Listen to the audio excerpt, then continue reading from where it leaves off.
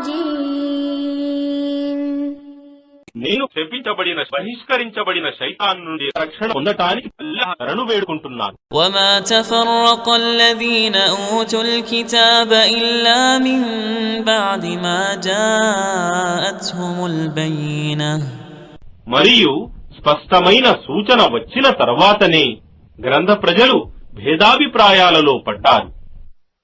وما أمروا إلا ليعبدوا الله مخلصين له الدين